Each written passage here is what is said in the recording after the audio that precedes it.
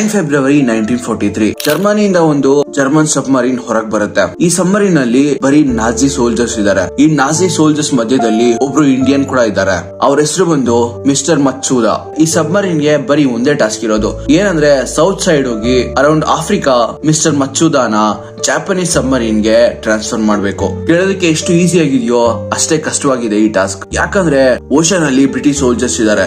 ಈ ಟೈಮ್ ಅಲ್ಲಿ world war 2 ನಡೀತಾ ಇದೆ. ಜರ್ಮನಿ ಮತ್ತೆ ಜಪಾನ್ ಬ್ರಿಟಿಷರ್ ವಿರುದ್ಧ ಫೈಟ್ ಮಾಡ್ತಾ ಇದ್ದಾರೆ.